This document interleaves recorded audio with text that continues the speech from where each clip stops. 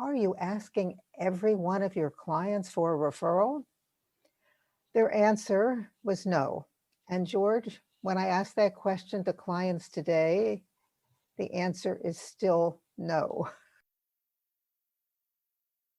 Welcome to Your Intended Message, the perfect place for leaders and promising professionals who want to convey the intended message for greater success. Every week, we interview experts who address the challenges and best practices to deliver your message effectively. That might be one-to-one, one-to-few, or one-to-many. And perhaps the most important conversation, one-to-self. I'm your host, George Torok. My guest today is Joanne Black. Here's 3 facts I believe you should know about Joanne. She is a contrarian, and that means that she challenges conventional thinking and understanding, and she understands that if we keep doing things the way we've been doing them, we'll become obsolete. Second fact, she is known as America's leading authority on referral selling. After working with sales leaders and their teams for more than 20 years, she knows what works and what doesn't work. She's apparently a nice person, but she won't BS you or put up with it. She'll tell you like it is. And the third fact about Joanne is that she doesn't believe that anyone, including you, should ever have to cold call it or engage in a cold outreach again, cold by email, social media, or knocking on doors, which I remember doing when I was a kid, doing fundraising, knocking on doors in the neighborhood. And that was tough. Here's a fourth bonus fact about Joanne. She was raised in Philadelphia. Her family moved to Southern California when she was in high school, and then she went to the San Francisco Bay Area for college, and she stayed. And we'll have to find out, did she stay because she hasn't finished college? She's still working on her college, or she just loved it there. Joanne, welcome to Your Intended Message. Oh, welcome is right. That is the best intro I've ever had, George.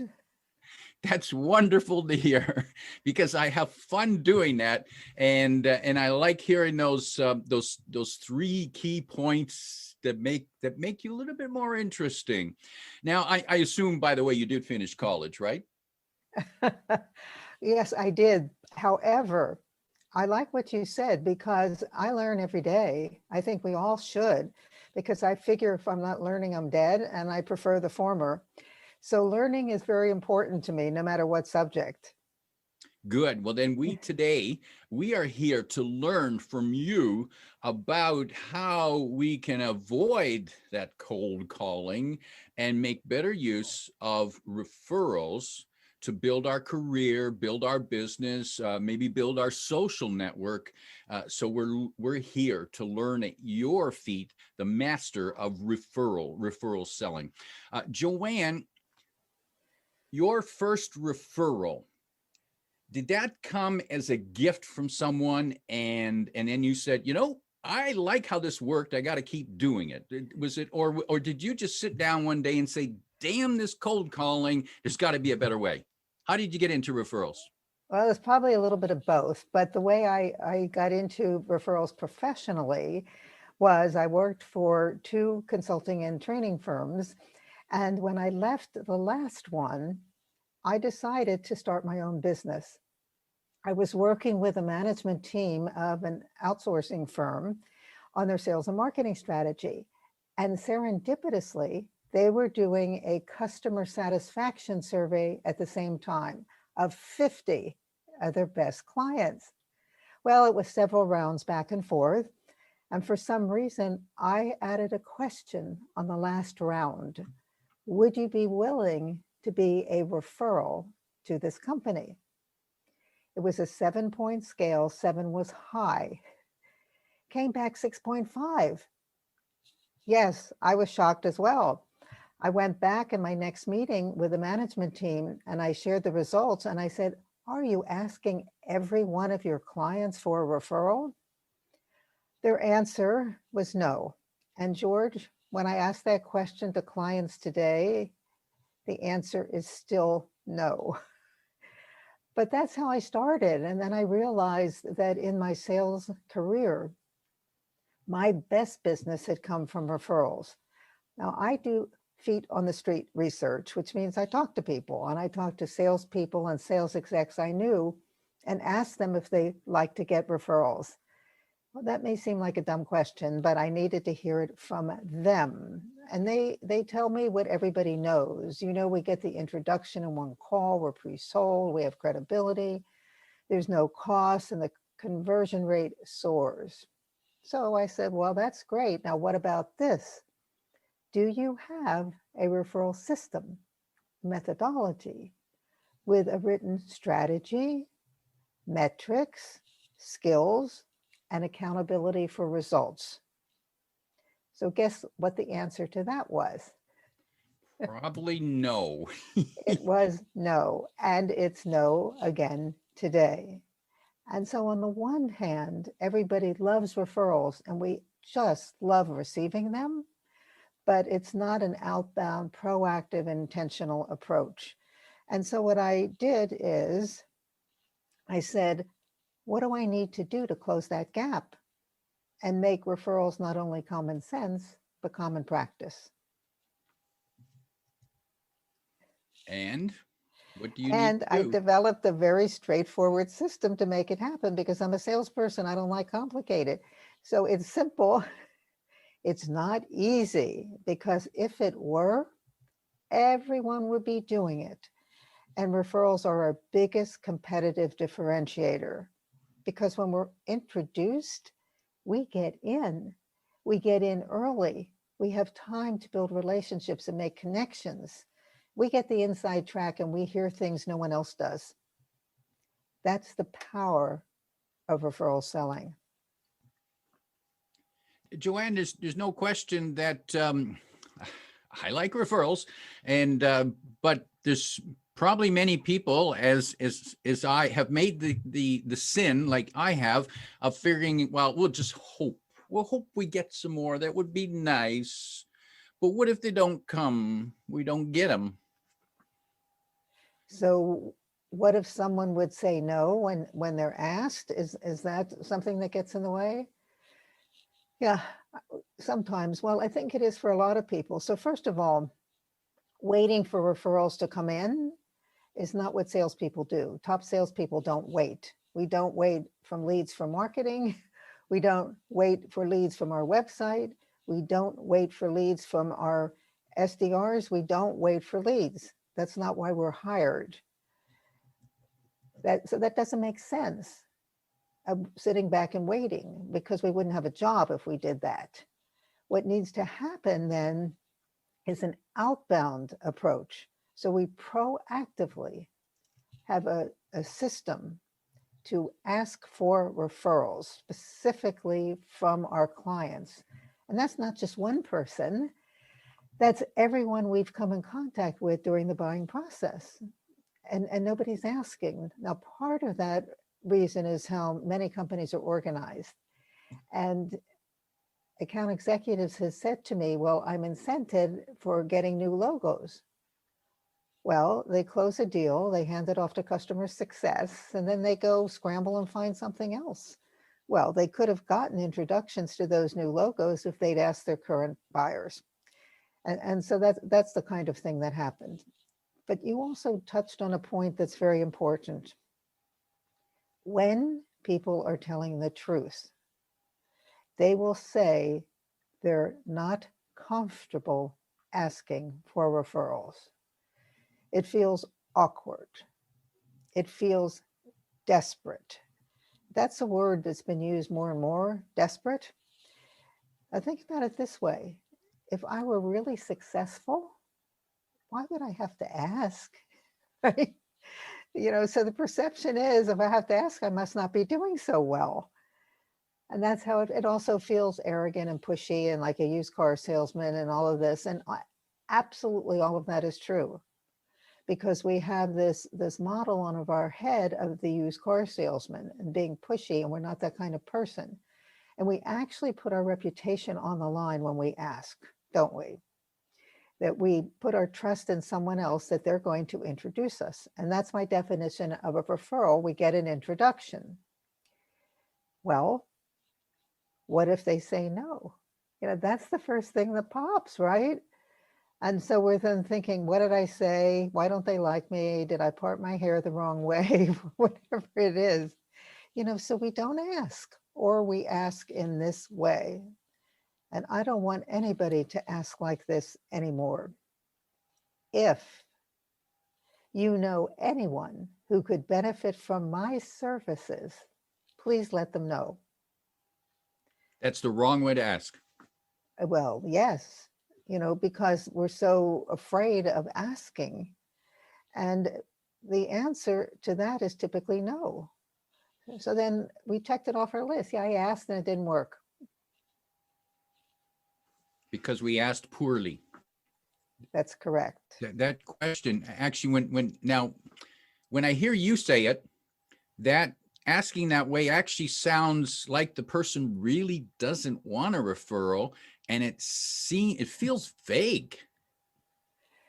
It is vague. If you ask that question of me, how would I know who you want to meet? I have no clue. And you've left it wide open. So I don't have any point of reference for referring you. None at all. That doesn't work. So what would be a better way of phrasing it? Give us an example of a request for referral that would work much better. I love W words. Who, what, where, why, when. And so the question begins with who.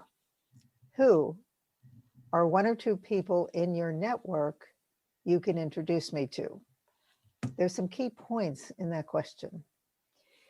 Before I ask that question, I've had a conversation with a person describing my ideal client, exactly the person I want to meet. And I've also shared the business reason for the referral. People will refer you and introduce you because they like you and trust you. But the other person is not going to take the meeting because you're a nice person. They'll take the meeting because there's a valid business reason. So prior to that ask, I've communicated both the business reason and the person I want to meet. So when then I say who in your network, they already know my profile. They already know the impact my work makes on companies. And so they are prepared to answer that question. And that is a question. Any W questions, a person can't say no. But here's what typically happens. Well, is there anyone you know I should meet? No. I go through this all the time with clients, George. We learn the right way and we all fall back into the way we used to do things. But when we role play and practice and they ask questions like that, I say no. And then there's this dead silence. I don't think they expect that answer. Now, sometimes we may want a no. It happens. I'd rather have a yes than a no, but I'd rather have a no than a maybe. So I know how to spend my time. Therefore, I don't ask a question if I want a referral where somebody could say no. And therefore, a better way to ask the question would be? Who are one or two people you know I should meet? Or who are one or two people in your network you can introduce me to? So you can't say no to that question. It's a powerful question. And I'm going to repeat it for the audience, just because I think that's worth reinforcing. Who are one or two people that you could introduce me to, or who are one or two people in your network that you could connect me with? Yes, and the reason I say in your network is we need to expand their thinking of if we know something about them, if they're active philanthropically, if they play golf with their buddies or their friends, if they're a tennis player, whatever. The network is not just your professional network. It's so many people they know. And that's why I say in your network, if we know something about them, then I would say, in your community, because I know they're active in their community, or I mention certain specifics. So they're thinking outside of somebody in their company or somebody that is like a best buddy. And should we ask for referrals from our clients? And I think the answer is yes. But should we also ask for referrals from people who are not clients, who are simply colleagues, associates, someone we just met? Yes, and no to the last one, someone we've just met, because we have to earn the right to ask. Remember that when people refer us, it's risky for them.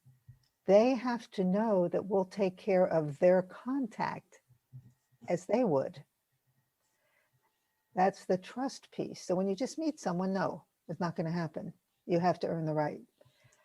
To answer your other questions, yes, there's so many people who could be asking for referrals. However, the biggest gap is with our clients because no one is asking. And George, I have spoken to many groups and I'll ask, please stand. Well, that was when we got together in person. Please stand if you've asked every one of your buyers you've come in contact with during your sales process for a referral. No one stands. And then I'll ask, well, how many of you have asked a few? And then maybe about 8% of the room will stand. So the fact is, it's not happening. Executives I meet with, CROs, sales leaders, today, everybody is doing something about referrals. And they'll say to me, well, we're doing a pretty good job of referrals. And then I'll say, what about your current clients? And the answer always is, we could do a better job of that. In fact, I was speaking to a CRO that I hadn't seen in a while, but he knew me and knew what I did. So we got on the phone, and the first thing he said was, Joanne, 30% of my business has come through referrals. I said, that's fantastic. How did that happen? He said, well, a client will call us and want us to come in and do more with them, or they'll tell other people to contact us. I paused, and then I asked this question. What about your account executives? Are they asking? He paused and said, oh my gosh, no. Think what would happen. We need to bring you in. It was that kind of thing. And everybody I talked to, it's the same thing. I've worked with 3 clients just in the last half of the year, and that was the big issue. Nobody's asking their clients.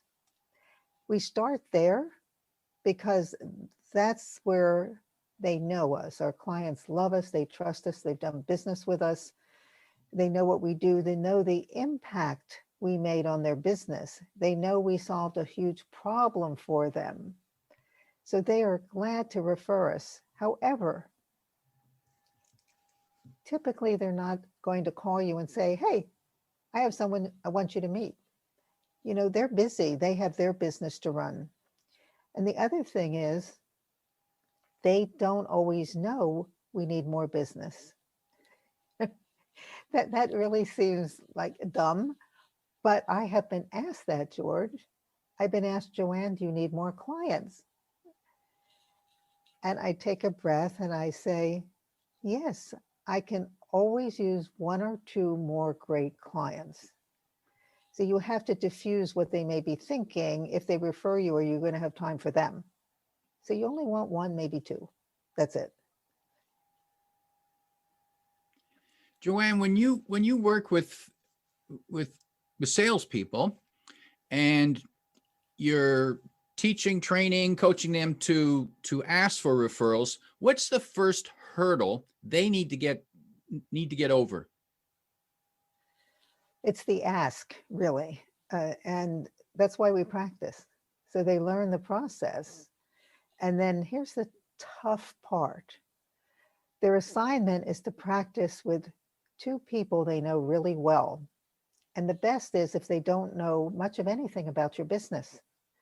You know, if you can explain what you do, not from the perspective of what you do, but from what the client gets and describe the problem, and people understand that, you can describe that to anyone. So they do that with two people. They come back because we don't want to practice on our clients. See, the rule is when they practice, no one in your household, no one in your company, and no clients. Well, why the former? Because typically you don't get the feedback you want from your household or your company. And therefore, it could be a next door neighbor, a colleague, it could be anywhere in the world, because you're going to do this today, we're going to do it virtually. And so that's what they do. When they come back and they say, it felt awkward. Aren't we going to do this with clients? Why am I practicing with people who aren't clients? Well, it's pretty obvious that you don't want to practice with clients. But if you get your message across with someone who doesn't know your business, you're home. And that's how they get past the awkwardness. They feel it's uncomfortable. And the next time they do it, it's more comfortable. It's like any skill, George, right? That we practice. You know, I say sometimes, what if somebody handed you a tennis racket, put you on a tennis court and didn't tell you anything else? You know, how would you perform? With any skill, it takes practice, practice, practice, practice. And they have a script. They'll make it not sound like a script as they get better. But it's like this, people who have been musicians or tried to be when they were kids, you had your music in front of you, right? You weren't expected to sit down and play a piece of music. So it's fine. It's fine to do that. That's how we learn. Does that help? Yeah, so I'm hearing one of the lessons is that one needs to be specific in terms of who you're asking to meet, and the person you're asking needs to be clear on the benefit that you're offering. And that way the person you're asking can think about, oh, I know this person that has this problem that you can help them with. We need to help put that picture in their head. Do I have that right? I love you use the term picture, because that's exactly what I say, that with your words, I need to actually see a picture of the problem, because that's what we describe. It's not, if you know anybody could benefit from my services, it's, let me tell you about a client came to us with X problem. And that's where you connect with people, with the problem. And then you tell them the business impact of working together. You don't talk about yourself because nobody cares about us. And that's what you do. You give a client example. And that's how you connect with people, so they can actually picture the problem and picture who you want to meet. Now, if we're asking an existing client for a referral, if I'm asking an existing client for a referral, at what point should I do that? The obvious point is when you've signed a contract. Now, many people will say, oh no, I can't do that because we haven't implemented. And why would they refer me? Well, they will refer you because they trusted you enough to enter into a contract with you. But that reminds me, I just did sign a contract. I've got to go back and ask. But you signed the contract. Great. Okay, then you say, well, I don't think I can do it then. And then you say, well, I need to wait till we implement. No, now I need to wait till they get results from what we did. Well, now you're so far away from your buyer. It's just too late. And how many times should we ask the client throughout the relationship we have with? So we sign a contract, perhaps we ask them, then they might give us a referral, or they can't think of somebody at that time. How many times throughout our relationship with that client should we ask? Well, I'm going to say it depends. Now, if I asked you, George, and you introduced me to someone I wanted to meet, I'm going to get back to you and tell you that that was a perfect referral and what happened. I'm not going to say the dollar amount or anything like that, but I will describe the client. And then you will know then that you made the perfect referral. People want to put good people together. You will think of others, I am sure, because now you know. How frequently? Well, I wouldn't go back that frequently. You know, maybe you wait 6 months or there's an opportunity to continue a conversation. Perhaps this is an ongoing contract and you'll have quarterly reviews. You know, you can ask then, but there's not just one buyer. I typically don't work with huge companies, George, but there's always more than one buyer. And there's more than one person with whom I've come in contact during the whole process. As an example, I was recently brought in by a CRO of a company who then brought in the head of sales enablement, who then brought in the head of sales ops because we had to do metrics and figure out how to do that, who then brought in, et cetera, et cetera. Therefore, oh, and what about all the people I met during the skill piece, right, that I teach? Every one of those people, they're my clients. So there's a lot of people. You don't always need to go back to that one person. Joanne, you used a term that we might want to clarify, CRO. Yeah, I'm talking in acronyms, which I tell people not to do. Chief Revenue Officer. Okay, I was guessing that, but I wanted to be clear, and I wanted our listeners to be clear too. And it could be a VP of sales. You know, it's a senior sales leader, right? Yeah, whoever brings the money, who's ever most responsible for bringing in the money. Got it. That's it. Got it. Yeah. Joanne, what is the motivation for a person to give you a referral? Why would they do that? What's in it for them? They like you and trust you. So, you know, I have found 24 years I've been working this process that people do want to put good people together. It feels good. There's probably 3 to 5% of the population will never refer. That's fine. I'll go with other 95%. It's just a human factor. I haven't run across anything. Now, that gets into another topic, which is incenting for referrals. My point of view is you never incent anyone for giving you a referral. That's like a bribe. You know, how much money are you going to give me? Really? Because I'm going to introduce you to the right person. So never as a reason for the referral. Now, after the fact, absolutely. Minimum handwritten thank you note with an actual stamp on the envelope, minimum. And then you can send a little gift. You can send a gift certificate. You can make a donation to a charity.